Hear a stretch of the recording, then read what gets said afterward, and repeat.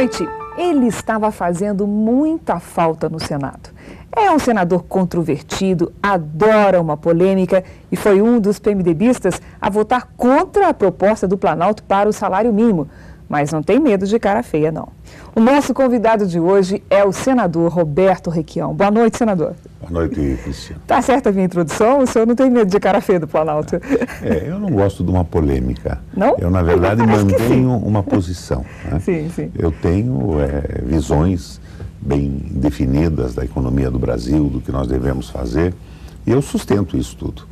Como eu disse outro dia no plenário, eu não estou no Senado à venda. Eu não compro, não vendo e não negocio posição. Sou da base do governo, com uma esperança enorme no governo da Dilma, mas isso não me faz aderir todas as posições do governo, principalmente aquelas que eu acho equivocadas. Portanto, daqui para frente, havendo posições com as quais o senhor concorda, nada vai impedir que o senhor vote a favor. É um engano pensar que o senhor vai fazer oposição. Não, não vou, não. Pelo contrário, eu acho que eu vou coincidir em 90% das posições da presidenta. Mas nessa questão do salário mínimo não dava, né?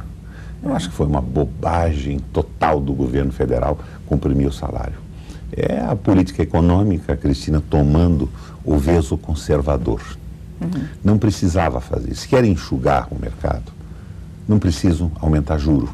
É uma tolice isso. Você aumenta o depósito compulsório. Quando você aumenta juro, você enriquece ainda mais os rentistas, os banqueiros e aumenta a dívida pública. Você aumenta o depósito compulsório e você enxuga o mercado e não enriquece os banqueiros e não aumenta a dívida pública. Ao invés de congelar salário mínimo, porque essa história de prometer salário melhor no futuro é conversa mole, né? No médio prazo estamos todos mortos e no longo prazo certamente. Agora, como me disse o Pedro Simão, e muita gente vai morrer antes do médio prazo. Bastava que o governo, por exemplo, tomasse uma medida singela, desse uma meia trave, um freio de arrumação no empréstimo consignado e nos prazos de financiamento. O empréstimo consignado está crescendo numa velocidade muito grande e aumenta o meio circulante e provoca o processo inflacionário. Agora, o que se consegue com esse aumento de juros? Se consegue derrubar o dólar. E o Brasil fica importando de forma fantástica da China, do Japão e dos Estados Unidos. Esta importação é um freio também no processo industrial brasileiro. Nós estamos desindustrializando o Brasil ou deixando de nos industrializarmos com a velocidade que seria possível. Então, acho que nós estamos cometendo alguns erros neste veso conservador do início da política. Mas eu acho que a Dilma acorda e corrige isso. Portanto, a sua principal divergência se restringe à questão da política econômica. A minha principal divergência se dá em relação à submissão absoluta do Congresso a diretrizes vindas do Executivo, quer seja o da Dilma, do Lula, do Fernando Henrique, isso é histórico, né? O Congresso não critica, não raciocina. O apoio a um governo tem que ser um apoio criativo, inteligente, um apoio propositivo, mas não, fica aquela história de negociar emendinhas, né? Liberação de nomeações e uma disciplina irracional, uma passividade bovina. Eu não acho que apoiar um governo seja abrir mão da capacidade de raciocinar e de criar. Mas é isso que acontece, não só agora, mas acontece em todos os governos, cá entre nós. É um hábito cultural. Até no meu governo foi assim. No começo ninguém discutia na Assembleia Legislativa o que o governo propunha. E eu espero ter estado acertado a maioria das vezes. Mas muitas vezes uma discussão mais profunda na Assembleia Legislativa do Paraná poderia ter melhorado o que eu propus, mas fica todo mundo na subserviência, na vassalagem, na espera da liberação de uma emenda ou de uma nomeação. No meu caso, eu nunca liberei uma emenda parlamentar. Portanto, esse diálogo que o senhor propõe, essa discussão intelectual, não está acontecendo efetivamente? O senhor acha que o senhor foi mal compreendido pelo Planalto ao votar dessa maneira? Não, de jeito algum. E também não lhe preocupa se tivesse sido? Não, eu disse no plenário, né, Cristina? Você não tem medo de retaliações que demitam pessoas que você indicou? Eu disse, não, a única pessoa que eu indiquei no momento é inamovível. Eu fiz campanha e indiquei a Dilma. Não tenho outra indicação.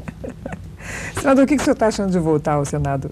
O que o senhor achou dessa nova cara ali, novatos que são estrelas na política nacional? O Itamar, a Marta, o Aécio. É uma nova casa ou não necessariamente? Tudo como dantes no quartel de Abrantes. O Senado é o mesmo. A estrutura do Senado é uma estrutura muito lenta. O Prodazem não funciona em relação aos gabinetes. A internet não tem velocidade, você não consegue baixar uma informação. Eu trabalho muito com o TweetCam, eu me comunico com o eleitorado, pelo menos com os eleitores tuiteiros, através do Twitter. Não se pode fazer uma TweetCam. O Senado bloqueia. Parece que o Senado tem 150 megas para servir todos os senadores. Então é uma confusão. Você reclama do funcionamento do computador, vem 4, 5 séries de funcionários terceirizados, ninguém resolve nada. O Senado precisa de uma mexida e eu acredito que o novo secretário, que é o Cícero Lucena, está interessado em mexer nisso. E o senador Sarney está consciente disso? Porque ele é o inventor desse sistema dentro do Senado. O Sarney é o dirigente político do Senado. A administração vai para a primeira secretaria. Mas eu acho que as coisas vão se ajeitar com o tempo. Mas é muito anárquico o Senado. Portanto, que avaliação eu pediria ao senhor, senador, que o senhor faria? O senhor ficou uma temporada importante fora?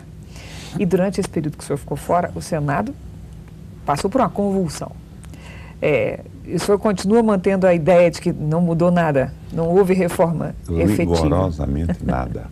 Você veja, uma constatação fácil de ser feita. O Senado é extremamente conservador. A política econômica do governo é apoiada pela oposição. A oposição hoje só critica as coisas melhores do governo do Lula e da Dilma.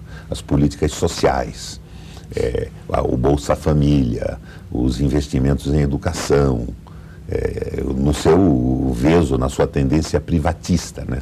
Privatista da oposição. Mas quando chega na hora da política econômica, que eu acho que é o grande erro do governo, está desindustrializando o Brasil, jogando a favor do capital vadio, daquele capital que não produz o botão de uma roupa, uma camisa, um sapato, que vive da especulação, o capital financeiro, aquele capital que o Papa João Paulo dizia que tinha vivido para ver o fim do comunismo na Polônia e queria viver para ver o fim do capitalismo especulativo. Este capital tem um respaldo absoluto. Fizemos outro dia uma sabatina alguma dos diretores do Banco Central, uma simulação de perguntas, votaram antes da sabatina se realizar. Não é? Então você veja a subserviência do Senado da República. Nos Estados Unidos, para se escolher um ministro da Suprema Corte, se discute 6 meses. Lá, num dia, se aprova com uma sabatina precária, com falta de informação, falta de participação da sociedade. Isso tudo é a submissão do Senado ao Executivo, do Congresso Nacional submetido ao Executivo. No caso dos 2 diretores do Banco Central, eles foram aprovados, mas, pelo amor de Deus, pareciam 2 meninos saídos de um cursinho do Federal Reserve, sem nenhuma ideia mais criativa, sem nenhuma posição, a meu ver, mais lógica em favor do Brasil-nação, mas apenas com aquela visão de mercado. E a oposição votou, eles foram aprovados praticamente por unanimidade. O senhor teria reprovado uma pessoa? Eu reprovei, votei contra.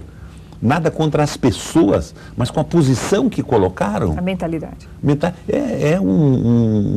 São marionetes no mercado. Mas daí não houve oposição.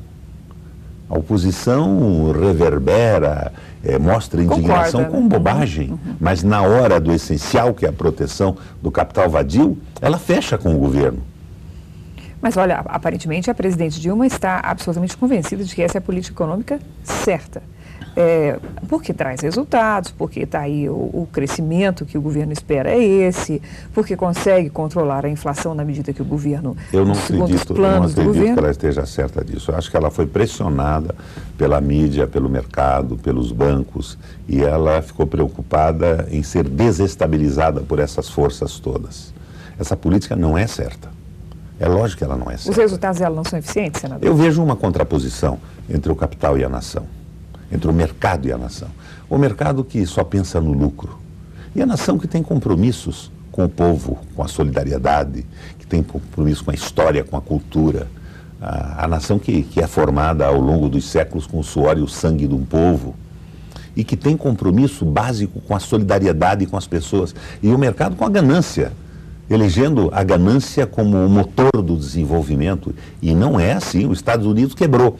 Agora você me diria, bom, mas se o Congresso inteiro aprova estas medidas, se o governo está tomando, elas estão certas? Nos Estados Unidos, na véspera do início da crise, do desabamento da economia como um castelo de cartas, a situação era a mesma. Os tais intelectuais ligados a interesses financeiros e os que não raciocinam e seguem os governos, concordando e elogiando todas as medidas tomadas na economia americana, e ela desaba do dia para a noite. Eu acho que está acontecendo a mesma coisa aqui. Nós estamos vendo, eu não diria uma regressão da industrialização, mas a industrialização não cresce na medida necessária. E o processo inflacionário ocorre porque com qualquer aumento do meio circulante, que não encontra correspondência na produção por falta de investimentos públicos e privados, provoca a inflação. Portanto, então, não concordo com cortes em investimentos, mas a Dilma cá entre nós não cortou nada, né? Se você analisar esse corte, você vai ver que é mais um jogo de cena para o mercado. Cortou 18 bilhões de emendas parlamentares, não é isso? Cortou tudo aquilo que o Congresso tinha agregado, quase tudo, né? O Congresso agregou, mas as emendas que foram cortadas foram emendas dos deputados que não se reelegeram. Boa parte. Eu acho que isso chega a 16 bilhões de reais dos 18. O que se critica nesse corte é que 36, 38 bi são cortes efetivamente e 15 são previsão de não gastar. Quer dizer... Não, mas nós vamos ter um aumento de arrecadação e esse corte não vai impedir os investimentos públicos. A Dilma não faria isso. O senhor entende que foi mais uma peça de marketing para o mercado, uma jogada de marketing. Uma jogada que eu não faria. Eu acho que o sinal tinha que ser outro. O sinal do crescimento. Tinha que ser aumento de salário, diminuição de imposto, contenção do dólar, aumento do depósito compulsório, freio de arrumação nos financiamentos e no empréstimo consignado. Tudo ao contrário. Tudo ao contrário do que está sendo feito. Tudo no mesmo sentido que o mundo inteiro está fazendo. Ao contrário do que se faz no planeta Terra hoje, está o Brasil. Os Estados Unidos, você veja, o nosso juro real, com esse aumento agora deve estar chegando a 6%, o real, né? A taxa Selic está 11 e pouco, menos a inflação, deve estar a 6%. O segundo é o da Austrália, se não me engano, com 1,5%. Estados Unidos com juro negativo, parece que 1,2% a menos. Inglaterra negativo, França negativo. Agora, você não vê esses dados num jornal. A nossa imprensa não diz que o mundo inteiro está com juros negativos para provocar o crescimento da economia. Então, nós estamos hoje na contramão das medidas tomadas pelos países desenvolvidos. Senador, vou pedir licença ao senhor para ir para um rápido intervalo. Nós voltamos em instantes com esse bate-papo com o senador Roberto Requião. Um momento só, até já. Nós voltamos a conversar com o senador Roberto Requião, do PMDB do Paraná. Senador, essa sua posição com relação ao salário mínimo, o senhor já esclareceu que era uma posição pessoal especificamente sobre esse ponto. A gente vê no seu partido um adesismo forte na Câmara e não tão forte no Senado por conta de posições pessoais independentes, semelhantes à do senhor em alguns casos, mas mais generalizados no que diz respeito a marcar uma oposição, como Jarbas Vasconcelos, etc. O senhor acredita que essa aliança com o PMDB vai prosperar bem durante o governo Dilma? Eu acho que prospera da forma clássica, né? Qual é a forma clássica? O pessoal esperando liberação de emenda e nomeação de companheiros. E como eu disse a você, eu tenho uma única indicação nesse governo, que foi a Dilma. Eu estou satisfeito com a minha presidenta. E acho que quando ela subiu agora o Bolsa Família, profundamente criticada, esteve certíssima. Aliás, ontem a Comissão de Constituição e Justiça do Senado aprovou a contratação de 1.000 e poucos funcionários e a imprensa bateu duro, né? Os jornais todos. Manchete de primeira página. Para que foram esses funcionários? Para onde foram? São funcionários que serão contratados como médicos do INSS, atendentes do INSS. Se o INSS não funciona, pau no governo. Se o governo contrata para funcionar o essencial, médicos para atender a população, pau no governo. Quer dizer, não tem nexo, não tem sentido o tipo de crítica que esse pessoal faz. A única coisa que eles não criticam é a atitude conservadora da condução da economia, que é o que eu acho que não está certo. Senador, qual é a avaliação que o senhor faria? Nós temos aí 2 meses completos de governo, é muito inicial ainda, foi quase uma organização da equipe e mais algumas sinalizações importantes já foram dadas pela presidente Dilma. Que avaliação o senhor faria? A presidente Dilma está acertando por enquanto? Cristina, salvo a questão econômica, que o senhor já destacou bastante. A presidente Dilma é a continuidade do governo Lula. Eu tenho visto reiteradamente na mídia, nas televisões, nos jornalões, Dilma paga as dívidas do governo Lula. Será que esse pessoal esqueceu que a Dilma era a chefe toda poderosa da Casa Civil do governo Lula? Que o governo Lula é o governo da Dilma, que há uma continuidade nesse processo e que essa contraposição da Dilma ao Lula é uma bobagem, é uma idiotice política. A Dilma deu uma parada, um freio de arrumação, o que era natural que acontecesse depois de um processo eleitoral. Nova composição política, o PMDB entra com mais força na coligação, mas ela é uma gestora, a Dilma é uma organizadora. Ela, mais do que o Lula, está interessada com a administração concreta da República. Então eu acho que esta parada é uma parada necessária que até o Lula deveria ter dado se tivesse a oportunidade de se reeleger. Não vejo nada de diferente nisso. Só me preocupa a condução da política econômica, a submissão, a tolerância com as exigências do capital vadio. E você sabe que a tolerância continuada nós chamamos de submissão. Senador, outro aspecto da conjuntura política atual é a fragilidade da oposição, o que não necessariamente é bom para a democracia, muito pelo contrário. Nós estamos vendo aí o DEM se desmilinguindo, o PSDB com diversas cabeças buscando o projeto de poder, se batendo internamente. Como é que o senhor vê esse cenário? Eu tenho proposto, Cristina, no plenário, evidente que brincando jocosamente, que se eles continuarem assim, eu vou ter que me terceirizar para a oposição, para fazer um pouco de oposição, porque não tem. É aquela bobagem de bater na política de direitos humanos, bater nas coisas melhores de um governo de centro-esquerda, como é o governo da Dilma. Como além de ser minoria, ainda está errando na uma verborragia inútil em cima das melhores coisas do governo, e é onde eles deviam fazer a crítica concreta, que é na condução da economia. E veja bem, eu não estou falando em oposição, nós temos que discutir mais isso e mostrar caminhos mais interessantes para o projeto nacional brasileiro e não para os banqueiros e os rentistas. Não tem oposição, a Dilma não tem oposição no Congresso Nacional. Você imagina que naquela loucura da autoridade olímpica, né? Diz que a autoridade da Olimpiada, que garante inamovibilidade para o presidente da autarquia especial. Você imagina, a presidenta nomeia, não pode demitir. Ela nomeia e demite o ministro, mas a autoridade da Olimpiada não pode ser demitida. E ainda uma concessão autorizando prorrogar todos os contratos feitos nos aeroportos com o setor privado, as concessões privadas. Esse aspecto parece que será votado. Uma patifaria total e feita pelo Marcos Maia, que é o presidente da Câmara do PT, numa aliança com o PSDB e o DEM. Agora, no Senado, o Aloysio Mercadante e o Álvaro não endossaram esta maracutaia. O Lula chamaria isso de maracutaia. O Aloysio Nunes. O Aloysio e o Álvaro Dias. E o Álvaro Dias. Não endossaram a maracutaia do seu próprio partido.